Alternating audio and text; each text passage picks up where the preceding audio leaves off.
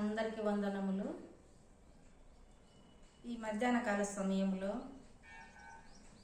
నూతన సంవత్సరంలో మనకు ఏం అవసరమైంటున్నదో పరిశుద్ధాత్మ దేవుడు మనతో ఏం మాట్లాడతాడో మనం విందాము. కీర్తనల గ్రంథం 55వ అధ్యాయము 16వ వచనం. కీర్తనలు 55వ అధ్యాయము 16వ వచనము 17వ వచనం చూసుకుందాం. అయితే నేను దేవునికి మొరపెట్టుదును, యెహోవా నన్ను రక్షించును. సాయంకాలమున ఉదయమున మధ్యాహ్నమున నేను ధ్యానించుచు మొరపెట్టుచుందును. ఆయన నా ప్రార్థన ఆలకించెను. నా శత్రువులు అనేకులు ఉండిరి, అయినను వారు నా మీద రాకుండానట్టు సమాధానం కలుగజేసి ఆయన నా ప్రాణమును విమోచించిండెను. అయితే కీర్తనకారుడు దావీదు మహారాజు ఎన్నిసార్లు దేవుని సన్నిధిలో మొరపెట్టినాడంటే ఇక్కడ చూసుకుంటున్నాము. 17వ వచనంలో సాయంకాలమున ఉదయము మధ్యాహ్నము నేను ధ్యానించుచు మొరపెట్టుచుందును, నా ప్రార్థన ఆలకించెను. అయితే ఇప్పుడంట సాయంకాలం అంట, మధ్యాహ్నం అంట, ఉదయం అంట, రోజుకు 3 మార్లు దేవుని సన్నిధిలో ధ్యానించుతూ, ధర్మశాస్త్రాన్ని ధ్యానించుతూ ఆయన మొరపెడుతున్నాడంట. అంటే బైబిల్ చదువుతూ ప్రార్థన చేస్తున్నాడు. ఎన్నిసార్లు చేస్తున్నాడు? రోజుకు 3 సార్లు ప్రార్థన చేస్తున్నాడంట. ఏమి దావీదు మహారాజుకి ఏమి పని పాట లేకుండా ఉన్నాడా?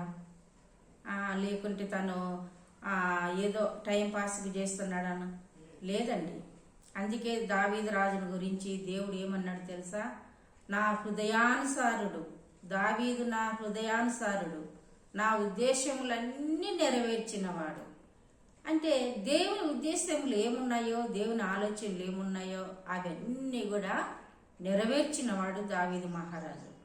నిజంగా స్తుతి నేర్చుకోవాలన్నా, ప్రార్థన నేర్చుకోవాలన్నా దావీదు నుంచే మనము నేర్చుకోవాలి.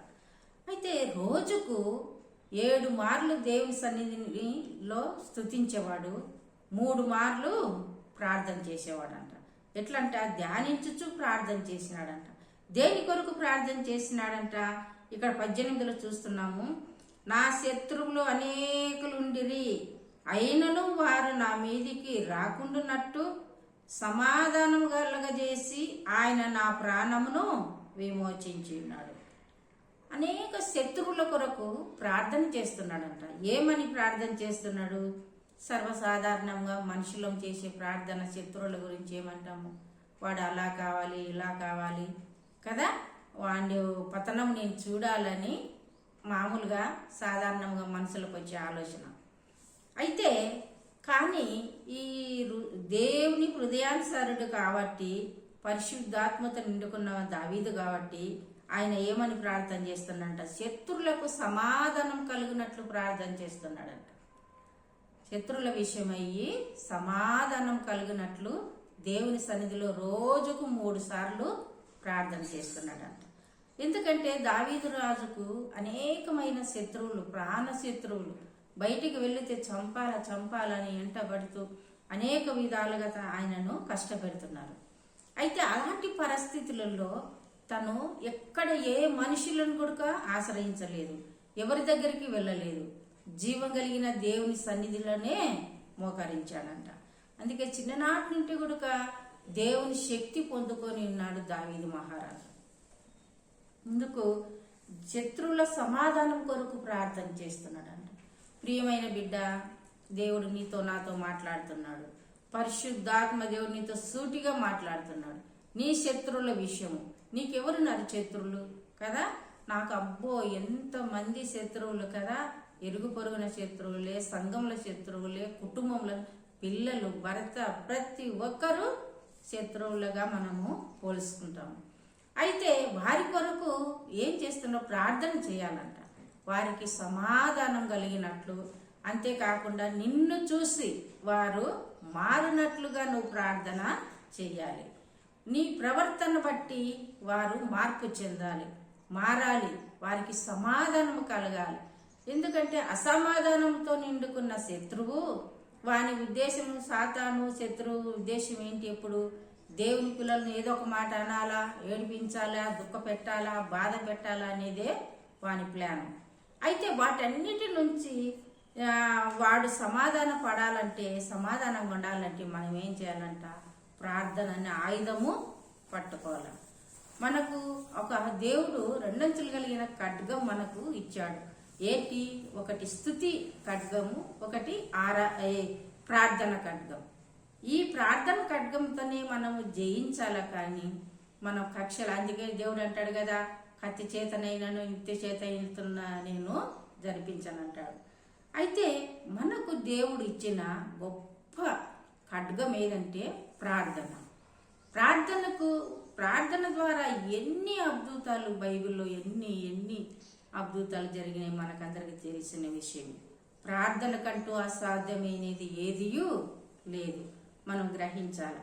గత సంవత్సరం అంతట్లో ఒకవేళ దేవుని సన్నిధికి దూరం ఉండి ప్రార్థన చేయలేకపోయావేమో, ప్రార్థన ఒక విలువ నీకు తెలియకపోయిందేమో, అంతేకాకుండా ప్రార్థనలో ఉన్న శక్తి ఏంటో గ్రహించలేకపోయావేమో. దేవుడు నీతో సూటిగా మాట్లాడుతున్నాడు. ఇప్పుడైనా ఈ నూతన సంవత్సరంలో ప్రారంభించు.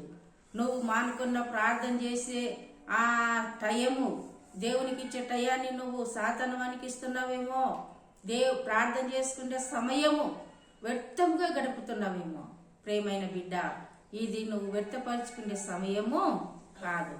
అంత్య దినాలలో, అపాయకరమైన దినాలలో, భయంకరమైన దినాలలో మనము ఉంటున్నాం.